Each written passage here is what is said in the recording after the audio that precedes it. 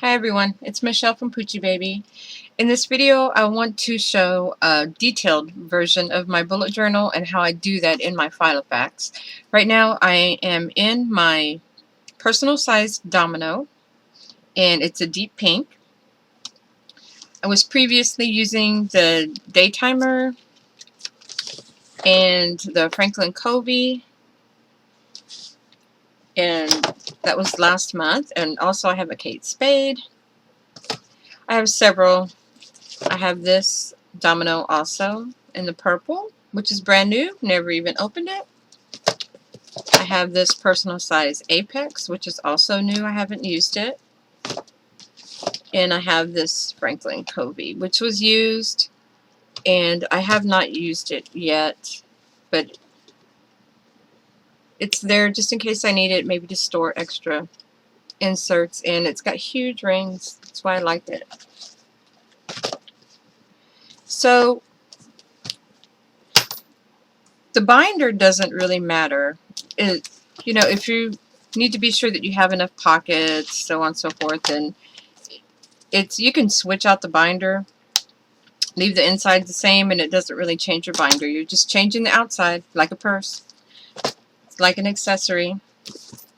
This one is very nice for using as a wallet because of the zipper pockets, and these pockets here is very easy to slip cards in and out of and put your ID. It just has so much space in all these pockets. It's really nice. And the Franklin Covey was very nice because it's got huge rings in it. You can store a lot of information.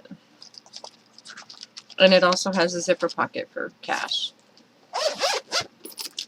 Okay, so on to the Filofax. It's been a while since I did an actual detailed video for bullet journaling, because the standard bullet journal is pretty much what I use, but I have modified it.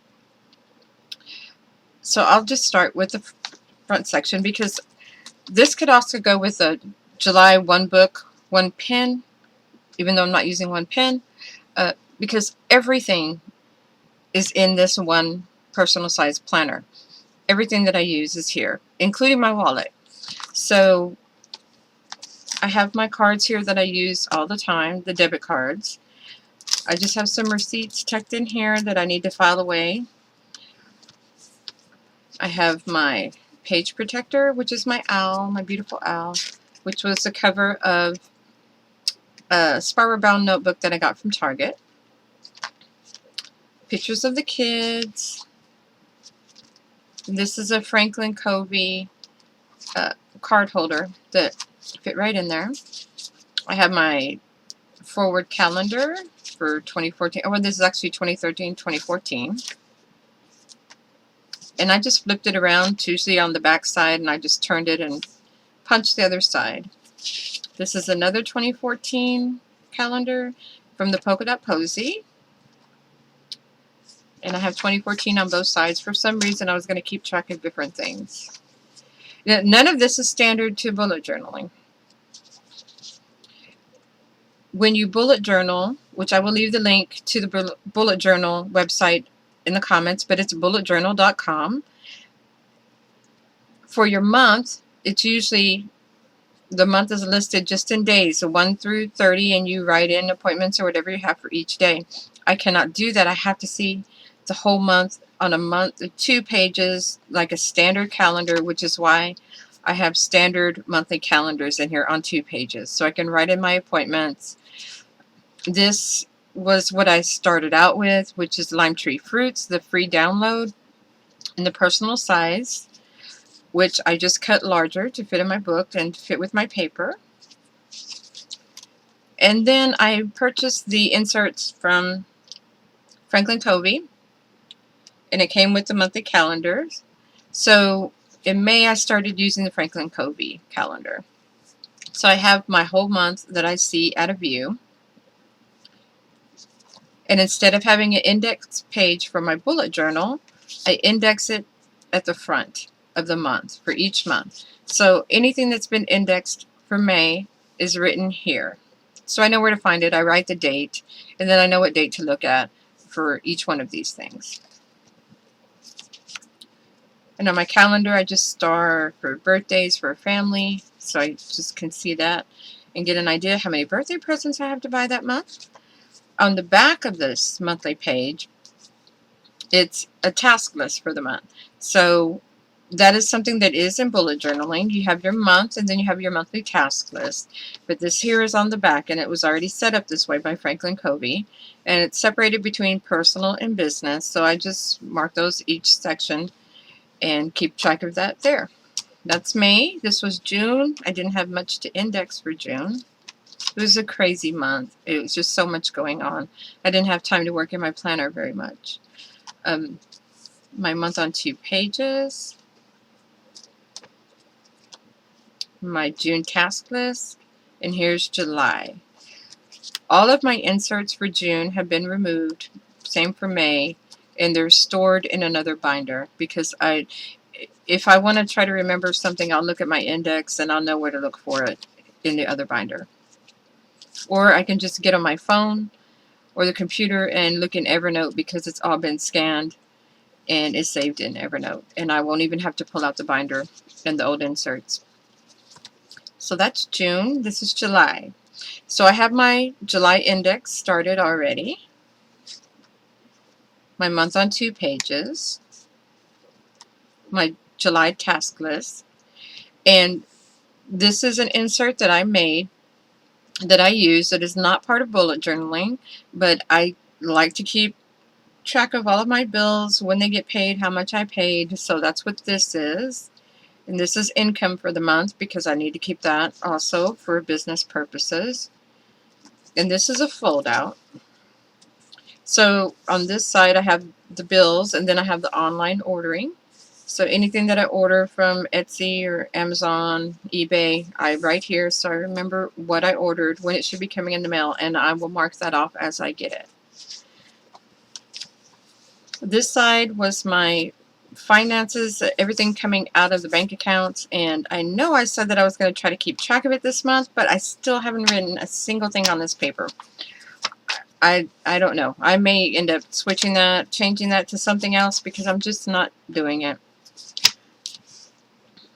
This here is also something that is not part of bullet journaling, and it is my weekly sheet. And let me pull out an example of that so that you guys can see.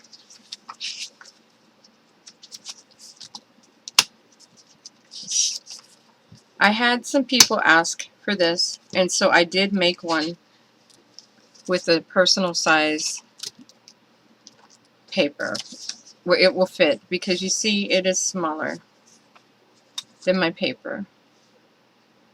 It's not the same size. My paper is a little larger. I'd like that extra space. I cut on my paper bigger than standard Filofax size paper. And the Day Runner, there is also the same size. So we have listed, let me go back.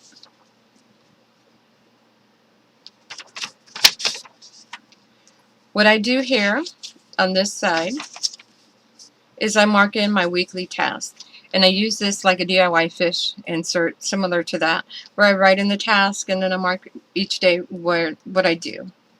And if I know that I want to do something a particular day, I'll mark the box, and so that's a task for that day.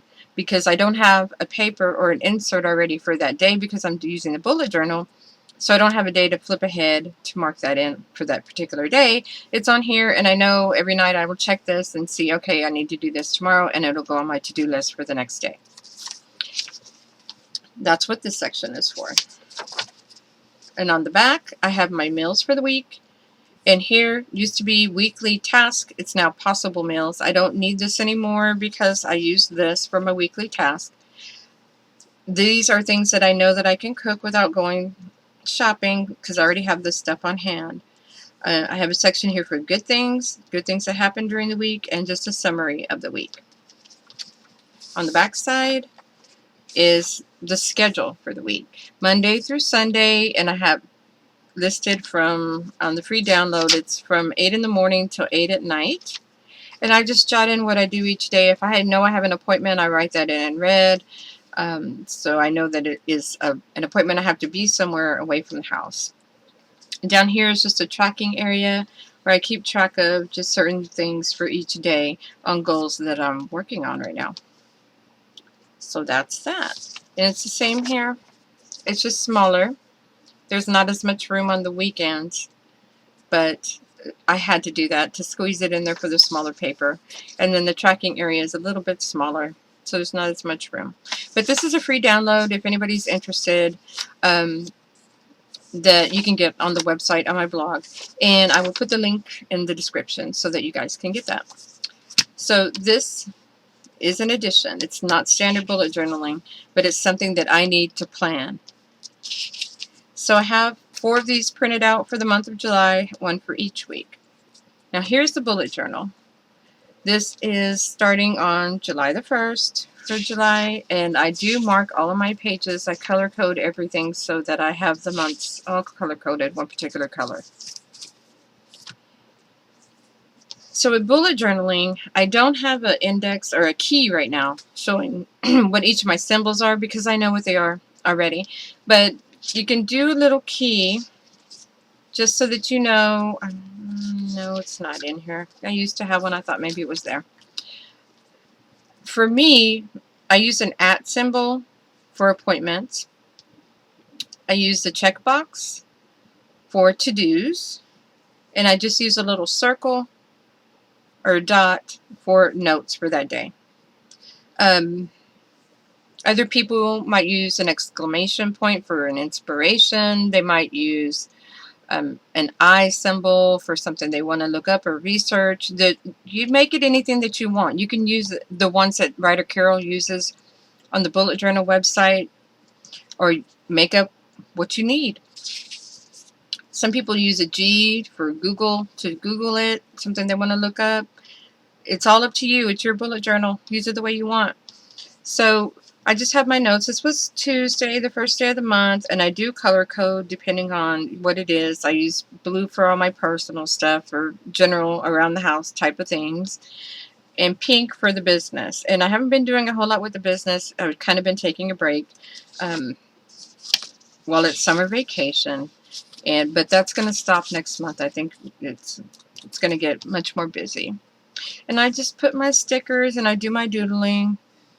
I do subcategories, some things here on these to-dos. Whenever you don't complete a task that day, you migrate it to the next day. So that's what these arrows, they're arrows to migrate to the next day, just to move it over. And with me, I use a yellow highlighter just to highlight a little section if it goes into my index. So this is something here that I may need to remember later. So I highlight it and I write it in my index. So that's one day. That's the next day, the next day. For me, I just write in the day and the date, and I highlight with blue if it's the beginning of a new day. Just all my notes. It's very easy. You don't have to worry about how much space you have. You can write as much or as little as you want. This was this was a new week starting, so a new weekly page. That's this week actually. So I've started my DIY fish type tracking, my meals, my calendar, my schedule for the month or for the week, just with my notes down here, things that I've highlighted and put in the index. I love my stickers. I have to have my stickers everywhere. And this is today. Today I decided to start, instead of checking the box when I complete a task, I decided to start filling it in. And it just looks neater. And that way too, if I did work on a task but maybe I didn't get it completed, I'm just going to do half of the square. So I know that I worked on it, but it's not done completely. So I have my to-dos and my notes. And that's it. That's where we are right here. And that's pretty much all. With bullet journaling also, you have your bullet journal, and then you can just flip to the next page if you're using a composition book. Let's say you're using a book. You're doing your bullet journaling, you just flip to the next page. If you think, oh, I need to make a list for when I go camping next week, what do I need? And make your camping list. And as long as you have your pages numbered, you just flip to your index in the beginning, write in camping list on page number so-and-so. So you know exactly where to go find it. I was doing that when I first began to bullet journal back in April. But I've just found that this works so much better for me using a binder system. It doesn't have to be a Filofax. It could be anything. You could use a 3-ring binder and it works just as well. But I like to keep my list separate because I do take out all of these inserts. And I don't want my list to be mixed in with that. So that's why I do have my back reference section, which holds my business information with my orders and my social media tracking and just my reading list and those types of lists that I want to keep here, and they're not going to change very often, so that they stay in my book.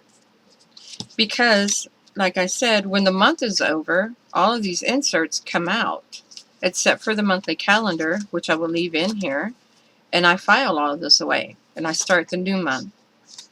And I do have up through the end of the year in here so that I can write in any appointments that come up, because this goes with me everywhere that I go. It's my wallet, so it's in my bag all the time. I have it everywhere.